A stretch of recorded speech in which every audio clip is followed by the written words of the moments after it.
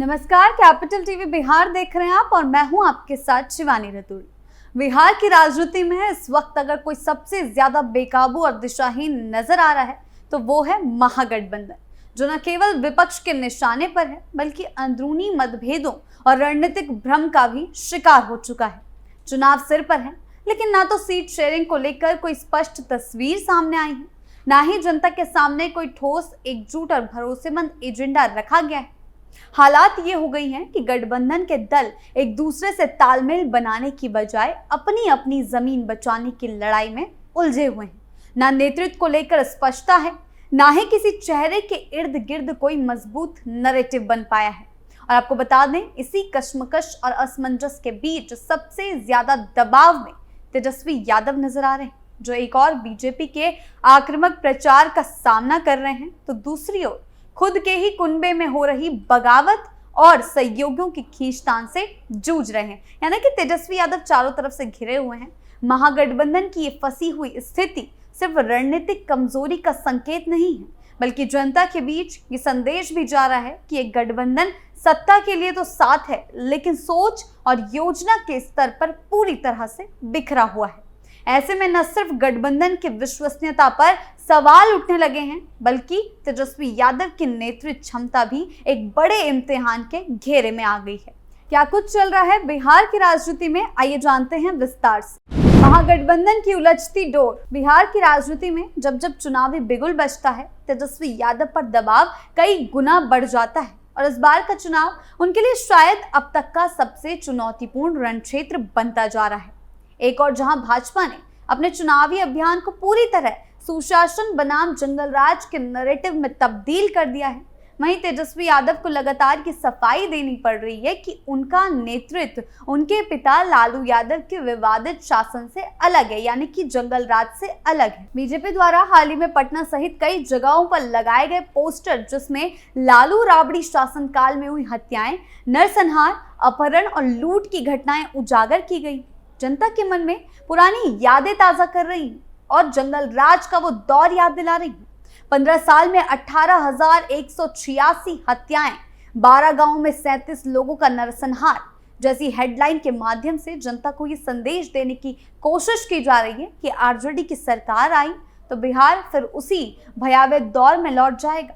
ऐसे में तेजस्वी के लिए सबसे बड़ी चुनौती ये है कि वो इस नकारात्मक प्रचार को कैसे काटे और जनता को ये यकीन दिलाए कि नई पीढ़ी के नेता के तौर पे उनका नेतृत्व नए बिहार की ओर ले जाएगा। तेजस्वी के लिए एजेंडा सेट कर पाना बहुत कठिन हो गया है।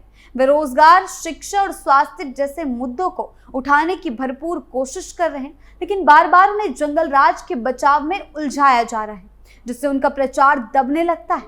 भाजपा की ये रणनीति तेजस्वी के नैरेटिव को कमजोर करने का सबसे प्रभावी तरीका बन गई है।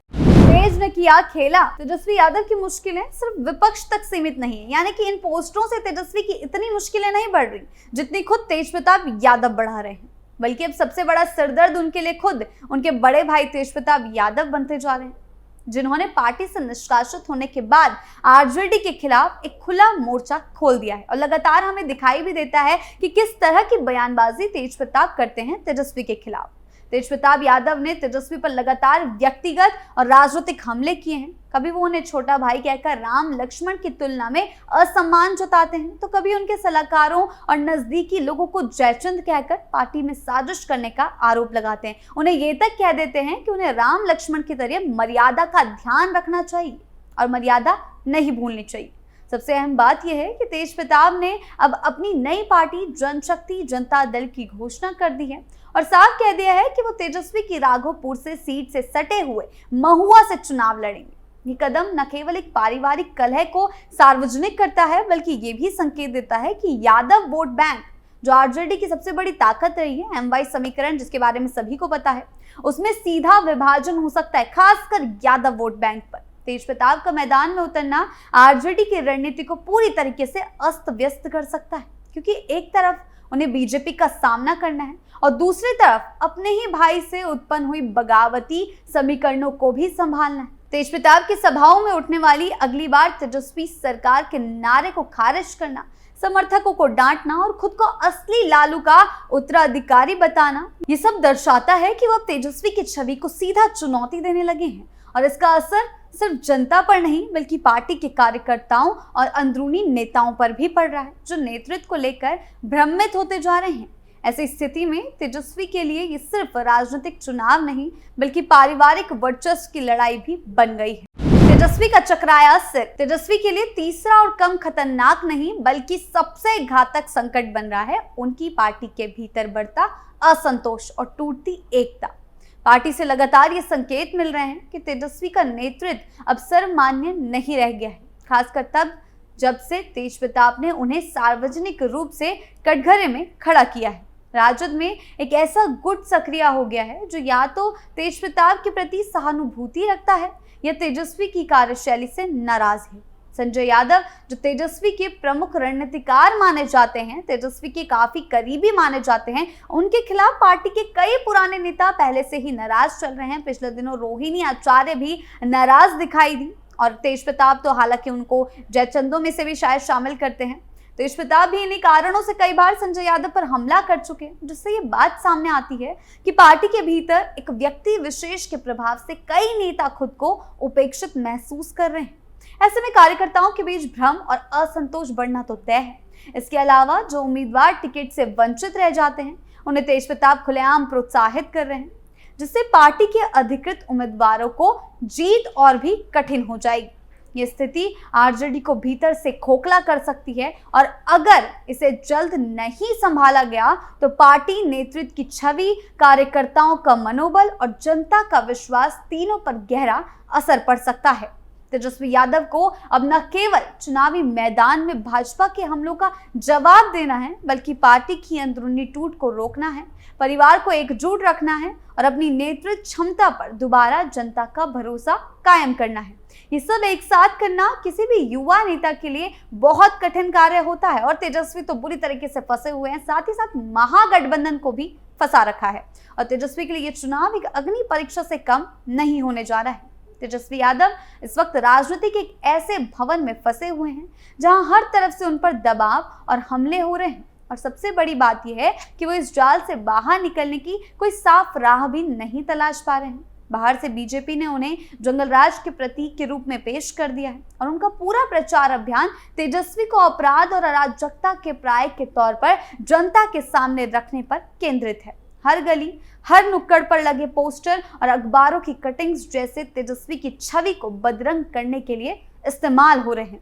लेकिन उससे भी बड़ा संकट घर के भीतर है, जहां उनके अपने सगे भाई तेजप्रताप यादव अब राजनीतिक प्रतिद्वंदी बन बैठे हैं और हर दिन कोई ना कोई बयान देकर तेजस्वी की साख को चुनौती दे रहे हैं, महागठबंधन को चुनौती दे रहे हैं। तेजप्रताप का बगावती रुख, नई पार्टी की घोषणा और यादव वोट बैंक में सेंध की कोशिश ने तेजस्वी की रणनीति को पूरी तरह से हिला दिया है। इसके साथ ही पार्टी के अंदर भी असंतोष पनप रहा है। टिकट बंटवारे से लेकर नेतृत्व शैली तक हर सवाल उठने लगे हैं, हर एक चीज पर। ऐसे में तेजस्वी ना तो पूरी ताकत से बीजेपी का मुकाबला कर पा रहे हैं और ना ही अपने घर और पार्टी को पूरी तरह एकजुट रख पा रहे हैं। राजनीति के इस चक्रव्यूह में वो अर्जुन की तरह फंस तो गए हैं, लेकिन उनके पास कोई कृष्ण नजर नहीं आ रहा है जो उन्हें बाहर निकाल सके। और यही कारण है कि आज तेजस्वी, आरजेडी यानी कि पूरे महागठबंधन मजबूर है, अलग थलग है और घिरे हुए दिख रहे हैं। कुल मिलाकर बिहार की सियासत इन दिनों सिर्फ सत्ता की लड़ाई नहीं बल्कि छवि, नियंत्रण और अस्तित्व की जंग बन चुकी है, खासकर तेजस्वी यादव के लिए, जिनके सामने कई मोर्चे पर एक साथ संघर्ष करने की चुनौती है। सीट बंटवारा हो, नेतृत्व क्षमता हो, खुद का भाई हो या बीजेपी के जंगलराज के कटाक्ष। एक और बीजेपी अपने ताकतवर प्रचार तंत्र के जरिए आरजेडी के अतीत को वर्तमान की गलियों में घसीटने में जुटी है, तो दूसरी ओर तेजप्रताप यादव के विद्रोह ने पारिवारिक विश्वसनीयता और पार्टी की एकता पर ही सवाल खड़े कर दिए हैं। परंतु यदि वे इस संकट से उबरने में चूक गए तो ये चुनाव उनके लिए केवल एक हार नहीं बल्कि भविष्य की राजनीति की दिशा तय करने वाला निर्णायक मोड़ साबित हो सकता है। आपकी इस बारे में क्या राय है, हमें कमेंट सेक्शन में जरूर बताएं। नमस्कार।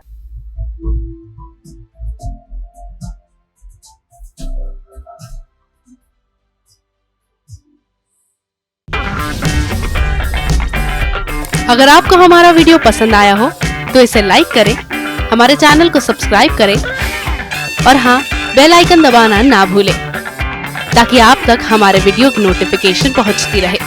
आप अपना सुझाव हमें कमेंट बॉक्स में दे सकते हैं। हमारे साथ जुड़ने के लिए शुक्रिया।